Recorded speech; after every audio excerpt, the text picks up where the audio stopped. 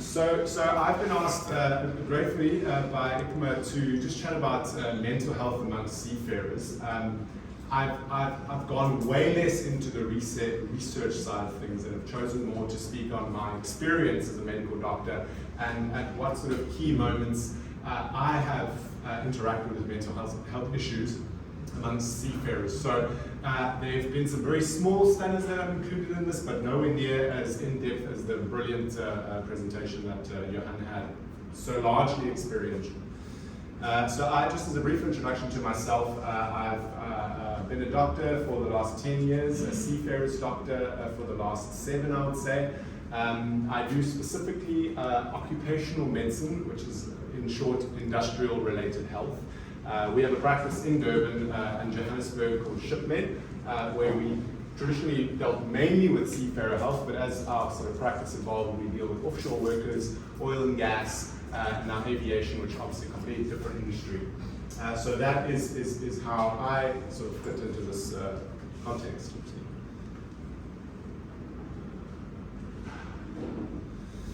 Okay, so by way of brief introduction, mental health, as we've seen in terms of the well-being presentations, and I haven't had the opportunity to hear any of the other speakers speak, but I'm sure that there has been a lot of chat about mental health in the context of well-being of seafarers. And it goes without saying that it's a growing concern worldwide, and most certainly in the maritime industry, probably because of two things: an increasing awareness of it, but also the increasing burdens of the sort of capitalist modern day life that we live, where there's just pressure all the time to work and perform. We'll touch on briefly what is mental illness and go through the various, as I mentioned, key moments of where I interact specifically with seafarers. And then we won't go into solutions, but we'll touch briefly on what some could be. Not that I have the answers.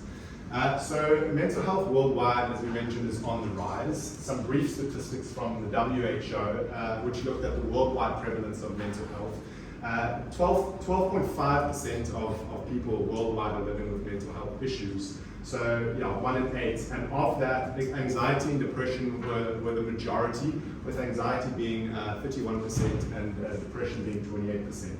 During the pandemic, obviously, we saw a huge increase in both anxiety and depression. Each rose by 26 and 28% respectively, so just in that period of time.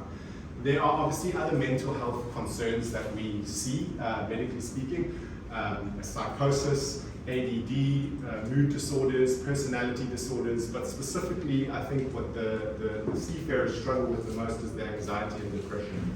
So the two small studies that I was able to look at, which are very limited, and I don't think they're particularly strong studies from a statistical research point of view, but nevertheless I think they reflect in some manner what is going on in the industry at large, but certainly there's room to improve on them.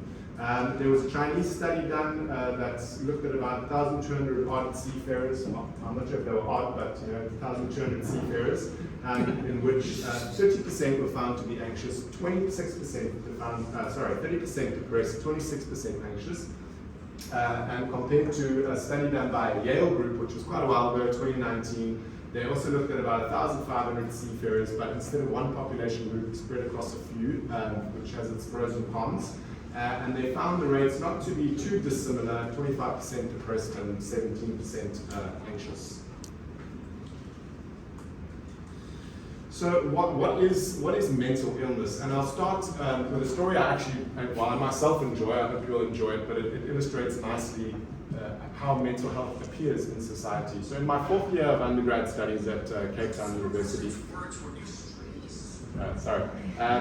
I was standing in a line at a petrol station or gas station, as some of you might call it, to get hot chocolate with my friends to go sit up on the Jamson steps, which is a beautiful view of the city, and as the sun goes down, lights come on, and it's fantastic. And I'm standing in the line, and there's a fellow in front of me who turns around and we start chatting, just to pass the time. 5, 10, 15 minutes later, my friends have all disappeared, and this guy's busy telling me a story about why he's in South Africa. And he, as the story goes, he works for the UN and he's in South Africa doing a special investigation into corrupt members of parliament. Obviously, as a South African, I'm all ears. It would be amazing. Like, let's root these guys out. So I'm desperate for the end of the story. But half an hour passes and he's still not finished. So I said to him, look, I'm grateful for your time and I wish you all the best, but I gotta go. Hot chocolate's cold and my friends are waiting. I never see him again. Years pass and I find myself in my final year, 6th year psychiatric rotation at Valkenburg Hospital, which is a mental hospital in Cape Town, standing once again in the coffee line. And I'm standing in the line and this time I turn around and I do a double take. And a very familiar face is standing behind me, but I can't place him. So I say to him, I'm quite a friendly guy, quite approachable, so I said to him, I know you from somewhere. And he kind of has this nondescript look on his face and he says, it might be from the work that I do. And suddenly I clicked, he was the guy from the petrol station line. And I said to him, I remember very well, you were in South Africa researching, trying to dig out corrupt politicians. He had a sort of look of non-recognition about what I was talking about, but he sort of smirked and chuckled and said, yeah, you know. He was a very professorial looking fellow with a jacket and a waistcoat and a briefcase. So my natural question was, what are you doing here? You know, expecting an answer of, oh, I lecture this and that. And he very calmly smiled at me and said, I'm a patient. So I think, you know, not to make light of his mental health issues, I think it, for me, really illustrates nicely the fact that mental health problems and people suffering with mental health issues are right under our noses, and we won't even know it until it shows its head. So I think the important thing to take home is that, as Johan alluded to, our constant answer to people is, I'm fine, I'm okay, you know. But that doesn't necessarily obviously mean that people are okay. So mental health is obviously important to be aware of at all points of our interactions with seafarers. I haven't started my timer, but I've got about 2 hours left. So what is mental illness? And I want to chat more about traits versus diagnostic criteria. Now, in medicine, we deal with diagnostic criteria, but you can also get something called a trait. Now, a trait is more of a personality or a disposition. So, for example, some people in this room might be more anxious about things than other people. Some people might be more prone to being laid back, relaxed, seemingly aloof, or sticklers for detail, not necessarily obsessed, but very, very, very detail-orientated. Those are not necessarily mental health issues, but they are traits, and all people have them. And a guy that I really enjoy reading is a countryman of Jason's, Dr. Gabor Mate. I'm sure his name is big in Canada. He's got a chapter in one of his books. The book's called Scattered Minds. It's about ADHD. If you're interested, it's very good. It's coffee table reading. And he's got a chapter that says we could all go crazy. And I think what he means when he says that is that we all display at some point in our human existence some kind of trait of mental illness. And that doesn't mean we're unwell, but it's important that we don't ignore that and laugh it off, brush it off, and say, oh, that's just so-and-so being so-and-so, which is so common and tempting to do. If we move on to what we concern ourselves with in medicine, and that's the diagnostic criteria for mental illness, there's a Bible of psychiatry called the DSM, Diagnostics and Statistics Manual. The latest revision is the 5th one, TR. I don't know what TR stands for, but that's the latest one. And the manual concerns itself with a pattern of symptoms, sort of check boxes, as it were, as well as time frame, amongst many other important points. But one of the common threads, and I'll read it out for you, is the symptoms cause clinically significant distress or impairment in social, occupational, or other important areas of functioning. So we move from a trait, which is a quirk, a personality kind of nuance for that individual, which they can function with, to symptoms that eventually cause such severe impairment that they can't really function anymore. And that's when mental health becomes a disorder. And that is by all means not the only thing we're looking for, but it runs common through all of the different mental health diagnoses. So in terms of the seafarer, in my experience, when does it appear? So I've kind of color-coded it with regards to when I feel it's the worst time to pick it up. And the worst time to experience it as a seafarer. So it's the PME, the pre-employment medical exam, so that's pre-embarkation. Then it's in service while they're on board and during their contract. Disembarkation, if they have mental health issues while they're on board and have to come off. And then what happens after they're well enough to fly home and go back to their families, thus beginning the cycle again. So the PME, what is a PME? A pre-employment medical exam is basically a compulsory exam, medical exam, that every single seafarer that serves on any kind of vessel is required to have. It's done every 2 years minimum by an approved seafarer's doctor. So it's a doctor that has a working knowledge of the various guidelines that exist internationally. And those guidelines exist because way back when, a lot of people put a lot of work into the MLC 2006 and the STCW. And out of that legislation internationally came the ILO-IMO guidelines on the examination of seafarers. And each country signed up to say, we'll follow those guidelines. And they have their own versions of the guidelines, but by and large, they are 99.99999% similar. I've never seen one that is so dissimilar that it causes problems. All right, so according to these guidelines, the take-home message from them really is seafarers must be able to perform all routine and safety duties while at sea.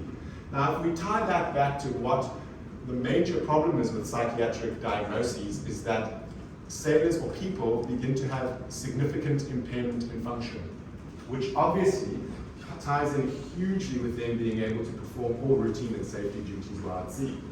So the categories of fitness that we're bound to make a decision at the end of the consultation, and the decisions we can make are either fit or unfit. Unfit, you're either temporarily unfit or permanently unfit.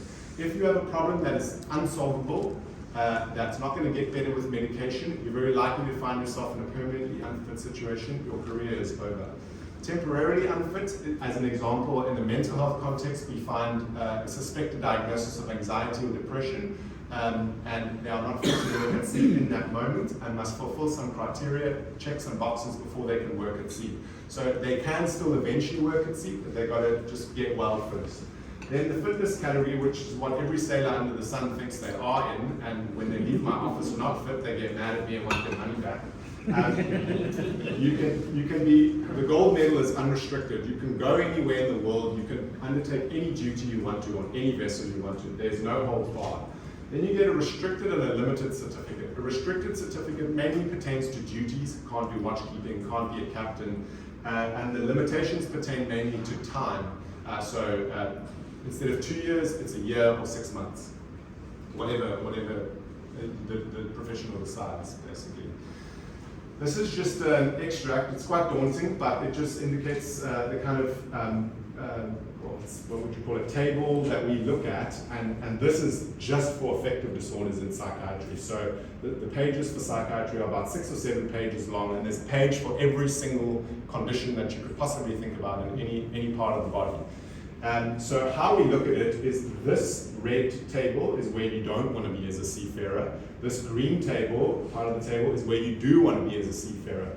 And you can see in each section there's guidance which guides the professional to say, does this person meet this criteria? So if someone's completely well and they don't have any problems, they'll find themselves here and there's no conversation. But if someone presents and says, look, about 6 months ago I was diagnosed with anxiety, I'm on medication now we have to start looking at do they fit the guidelines. So this specific row is for severe mood disorders, anxiety, depressive states. Shout if you can't hear me. The second row is for more minor or reactive. Someone in your family died, and natural human response is grief, but it's causing you a bit of a problem at the moment, so you're on medication. This is just, it always is there, no matter what the circumstances, you're depressed, you're anxious, and so it's more severe. We start in this category to go, are you permanently unfit? So just by way of example, are the symptoms persistent, recurrent, or impairing? Yes, you can't fix them, you're permanently unfit. And we work through each category until basically they tick the box for all of them. It's an and so they find themselves there. And it's a process sometimes, especially with seafarers who have mental illness, because they feel that they are fine to work, and it's often the case of, oh, well, it hasn't affected me before. But as we will see, and as we have seen, the seafaring environment is hugely stressful and can either start mental illness or exacerbate existing mental illness. So it's very important that we use the PME to get a head start, to be proactive as opposed to reactive when it comes to mental health. So now they've passed their PME, they either have mental illness or they don't. We've seen that sailors with mental illness can work at sea under the right criteria. So what happens next? Well, as I said, life at sea can exacerbate symptoms. So you have a seafarer who, I just thought about things that I thought maybe affected seafarers in my experience and interaction with them. I won't go through them, but they were very similar to what Johan's been talking about. And I mean, ironically, the first one is far from home, but also connected via the web, you know. And if the connection is poor, it can actually worsen problems. You're on the phone to your wife about the cats, but you can't hear her, so you're getting frustrated, she's getting frustrated, and you end the call just upset. And you can see how obviously that will affect the seafarer. And then you go down the list, and ending off with something that Johan touched on was the macho culture, the remnant of a macho culture in the seafaring industry, where there is underreporting of mental health symptoms while on board because of just a general stigma of what it means to have be mentally unwell or be struggling with your mental health. These two charts over here basically represent the fact that poor mental health is also a risk factor for injury and illness while on board. So it took me a while to kind of figure out how to interpret these, but the long and short of it, in a group of injured or ill sailors, the red is, sorry, you can't really see it, but the red is yes, they have mental health conditions, the blue is no. So it's more likely in a group of injured or ill sailors that they are going to be suffering concurrently with mental health issues. All good? Okay. And this was also a very interesting table from one of the studies that just basically ranked various factors with feelings of depression. So as you can see, what scored highly in the depressed group was isolation from family, going all the way down to money worries, shift work, amount of food, and then bullying, which is obviously quite upsetting. And compared to the non-depressed group. This gives you more of a rotational life of the seafarer as opposed to on-board life of the seafarer, but basically shows the trend of mood from first day of voyage to the last day home. So really full cycle, and you can see the mood decreases as voyages are extended, improves as the voyage or contract comes to an end, first day home, decreases as they get closer to joining time. So that illustrates that mental health issues are not only pertinent to sailors while they're on board, but actually while they're at home and approaching work time, and obviously all the other stressful things that go on at home compound that.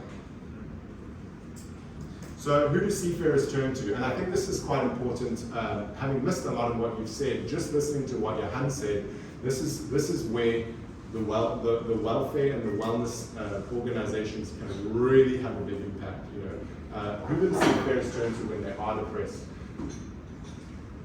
The most alarming category is the nobody. So most of the seafarers, well, a high percentage rather of the seafarers are actually not turning to anybody, which is terrible. And either that's because of a lack of proactive measures from organizations, which to me looks to be a factor that's decreasing, or there's no avenues of reporting on board, or whatever the situation might be. But other people that they report to are friends, family, co-workers, doctors, therapists, and chaplains. But the take home from this, I think, is that no matter who they are talking to in these groups, if the person has no fundamental training in coping skills or counseling skills for people, I don't think that that is going to have necessarily a lasting, significant effect on their greater mental health. I'm sure it will provide a point of relief, but I think for me the importance is that people who sailors do interact with are trained in the art of counseling and providing coping strategies.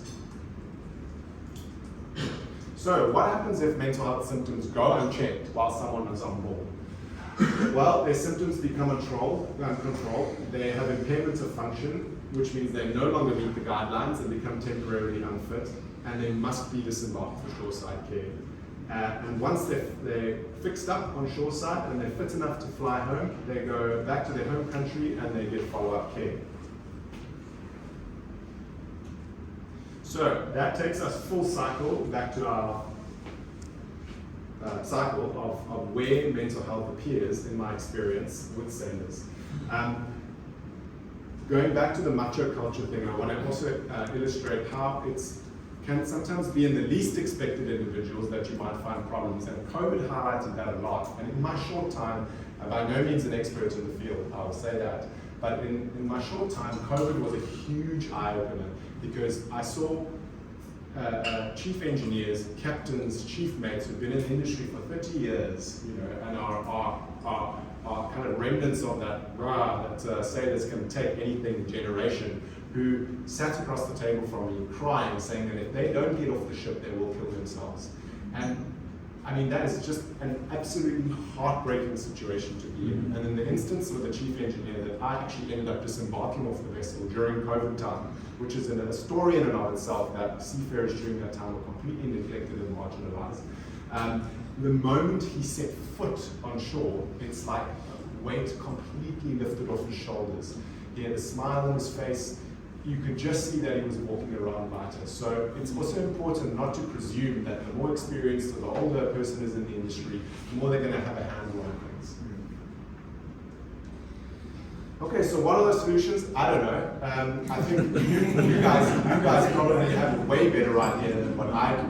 But in my short experience with seafarers, I think there's no quick fix, but it's going to take ongoing vigilance and dedication from people at all levels, from the pre-employment medical examiner doctors to onboard life with companies who are thinking proactively about ways to create a culture on board which really does encourage sharing, encourage interactions with crew on a more deeper, less superficial nature, where reporting of feelings of mental health becomes the norm rather than the exception.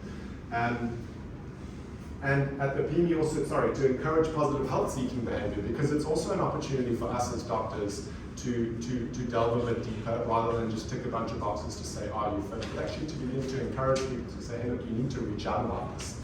Because at the end of the day, good health is tied to a long career. All right, so on board, we'll talk about prevent, well, we won't talk about, this is the only line I have, don't worry. To prevent it, change the workplace culture, modify the modifiables, and I bring this up again because a lot of these are largely modifiable. Food quantity, food condition, internet on board. I think the only thing here that's not modifiable is sea conditions, rough seas. So if you can't prevent anything, you need to be able to make sure that you are identifying people who are suffering because of some of those things. To create that supportive and open work environment. And then once you've identified the people, you assist them with the various outreach programs, which, as we've seen today, and from the very brief exposure I had in Johan's talk, people such as yourselves are doing phenomenal jobs of making sure that sailors have the access to, I don't even want to call it a shoulder to cry on because that's oversimplifying it, for someone who actually cares for them, who actually wants the best for them, and who they can trust and confide in. So you are the champions for seafarers, and it's phenomenal. I mean, just walking into the room, the love that I've felt that you guys have just for what you do and for the seafarers was really tangible. And I don't even know you, except for the 6 people that I was stuck in the lift with. Besides you guys, I don't know any of you, unfortunately. But I really do feel that. And I encourage you, as a doctor who gets this much interaction with seafarers in the greater scheme of things, to just continue what you're doing and really just go for it, just let it rip, you know. So that is everything I have. Thank you very much for your time. We'll have some questions. Yes.